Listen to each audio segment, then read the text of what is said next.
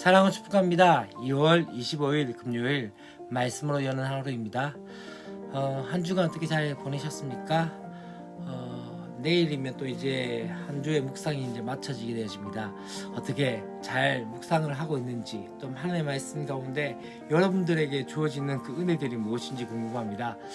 말씀을 묵상하며 또한 그 말씀 가운데 우리의 삶을 되짚어 본다는 것 자체가 우리 가운데 큰 축복이고 은혜인 것을 아시고, 또한 그렇게 함을 통해서 하나님을 가까이하며 말씀을 가까이하는 저희 친구들이 됐으면 좋겠습니다. 오늘 우리가 함께 보는 말씀은 여호수아 17장 1절부터 18절까지 말씀입니다. 우리 친구들이 가진 묵상집에서는 여호수아 17장 14절부터 18절까지 말씀을 보게 되겠는데요. 앞에 말씀에서 이제 에브라임 지파가 얻은 땅의 경계에 대해서 이야기를 하게 되십니다. 그리고 난 다음에 이제 오늘 우리가 보는 말씀 가운데는 어떠한 이야기가 나옵니까? 바로 므낫세 지파가 얻는 땅의 경계에 대해서 이야기하면서 이 뒤에 부분에서 어떤 이야기를 하게 되어진다면 바로 슬로보아스의 딸들에 대해서 이야기를 하게 되어집니다. 므낫세의 맏아들이 바로 길앗의 아버지인 마길입니다. 이 마길은 이제 길앗과 바산을 차지하고, 또한 그들의 후손들에게서 어떻게 되었습니까? 요단강 서쪽을 차지하면서 6 아들 중에서 이제 헤벨이 슬로보아스 낳게 되어집니다.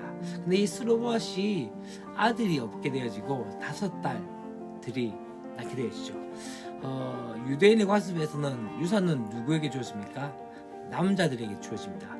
그로 인해서 어떻게 되어집니까?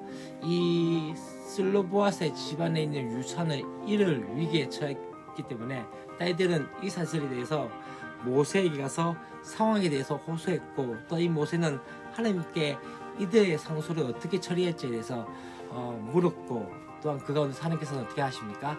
이 모세에게 그들의 요구를 들어주고, 또한 그 가운데 아들이 없이 죽는 자들에 대한 유산에 대해서 규칙을 말씀하게 되십니다. 이것이 민수기의 말씀 가운데 광야에서의 상황이 되었습니다.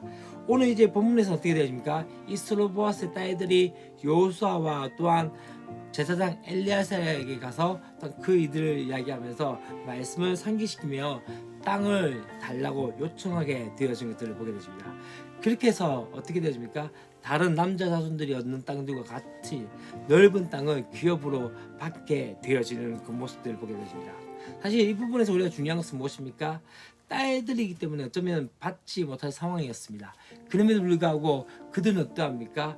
그들에게 주어진 아버지의 땅에 대한 그 열망과 또 하나님 나라에 대한 그 열망으로 인해서 그 땅들에 대해서 호소를 하게 되셨고, 또한 그로 인해서 그 땅을 받기로 약속했을 뿐만 아니라 그 약속을 받은 것으로 인해서 당당하게 여호수아에게 그것을 이야기하고, 또한 그 약속을 성취하는 그 모습들을 보게 되었습니다.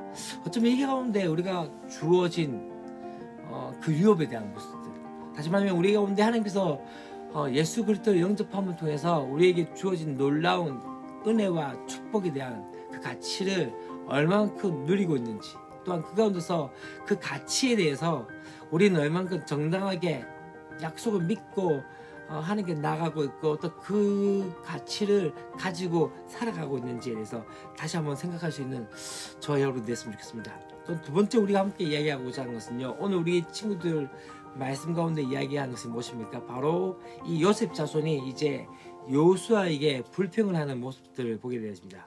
어떤 불평을 하고 있습니까? 하나님께서 자신들에게 복을 주셔서 큰 민족을 이루었는데 한 분깃으로만은 너무나도 부족하다는 것에 대해서 이야기합니다. 그에 대해서 이제 이 여호수아는 어떻게 얘기합니까? 에브라임 산지가 좁기 때문에 브리스 족속과 르바임 족속의 땅 이 산지에 올라가서 어떻게 됩니까? 스스로 그것을 개척하라고 이야기를 하게 되십니다. 그렇게 얘기하자 이 요셉 지파가 뭘 이야기합니까? 바로 그 땅에는 가나안 족속들이 철근거를 가지고 있기 때문에 어렵다는 그 핑계를 대고, 그럴 때 이 여호수아가 뭘 이야기하죠? 이 요셉 지파에게 큰 민족을 이루었기 때문에 능히 개척할 수 있다는 것을 말하고 있는 것을 보게 되십니다. 이 이야기를 보면서 우리가 조금 대조적으로 이야기할 것이 뭘까요? 앞에 이야기 중에서 하나가 바로 갈렙의 이야기입니다. 갈렙은 어땠습니까? 하나님을 신뢰하며 가장 험한 지역을 먼저 요구했던 것을 보게 되십니다. 둘 다 어떻습니까? 산지를 유업으로 받고 또한 가난한 사람들과의 싸움을 기다리고 있는 상황 가운데 서로 상반된 반응을 보이게 되어진 것을 보게 되죠. 바라보는 시각의 차이가 바로 믿음의 차이를 만들어낸 것입니다. 갈렙은 어떠합니까? 자신과 함께하고 있는 바로 함께하시고 승리를 주실 그 하나님을 바라보는 반면에 이 요셉 자손은 어떠합니까?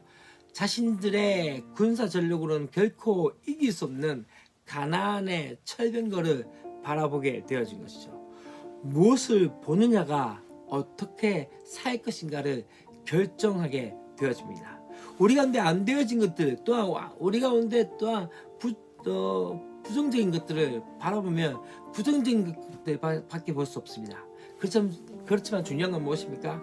우리 가운데 그런 부정적인 것들과 또한 안 되는 것들이 보이더라도 그보다 더 크신 하나님을 바라보는 것이 믿음의 눈이 아닐까요? 또 한 가지 중요한 것은요, 그들이 고백한 대로 하나님께서 분명히 그들에게 복을 주셨고 그것이 큰 민족을 이뤘다는 것을 이야기했습니다. 또한 그들이 가진 땅은 정말로 비옥하고 넓은 땅을 차지했습니다. 그런데 중요한 건 무엇일까요? 그들이 지금 하고 있는 것은 무엇입니까? 강한 불만과 불평을 내고 있는 것이죠. 왜 이만큼만 주냐고 불평하면서 땅을 더 달라고 주장하고 있는 상황 가운데 여호수아가 개척을 하라고 하니까 어떻게 얘기합니까? 변명과 한백만 늘어놓는 그 모습들을 보게 되십니다. 어쩌면 이것이 우리의 모습이지 않습니까? 주님께서 주신 것에 대해서 얼마만큼 감사하고 있습니까? 주어지지 않는 것들 때문에 우리 가운데 많은 고민과 어떤 불평과 불만을 하는 경우들이 있습니다. 그렇지만 중요한 건 무엇일까요? 있는 것에 대해서, 가진 것에 대해서 감사할 수 있는 것들이 필요하지 않을까요? 또한 이들은 하나님께서 자신들에게 준 그 사명에 대해서 이러쿵저러쿵 변명하는 그 모습들을 보게 되어집니다. 어쩌면 그것은요, 자신들의 욕심에 사로잡혀서 책임을 회피하면서 도전 의식을 잃어버린 아무런 미래가 없는 그런 모습이지 않나라는 생각이 들었습니다. 그럼 다시 한번 우리가 볼 것은 무엇입니까? 하나님께서 우리에게 주신 은혜가 무엇인지를 다시 한번 되짚어 보십시오. 그리고 중요한 것은요, 하나님께서 절대로 우리 가운데 감당치 못할 시험을 주시지 않습니다. 어쩌면 그러한 시험이 있을 때, 그러한 어려움이 있을 때 그것은 능히 이길 수 있는 힘조차 우리에게 주신다는 것들을 믿고 바라보는 것이죠. 그렇기 때문에 다시 한번 어때야 됩니까? 믿음으로 영적인 그 가나안 땅을 정복할 수 있는 저와 여러분이 되었으면 좋겠습니다. 토요일 또 우리 마지막 한 주의 마지막 묵상 가운데서도 우리 함께 했으면 좋겠고요. 최선을 다해서 말씀 가운데 다시 한번 우리의 삶들을 주님께 헌신할 수 있는 저와 여러분이 되었으면 좋겠습니다. 사랑하고 축복합니다. 내일도 뵙겠습니다. 안녕.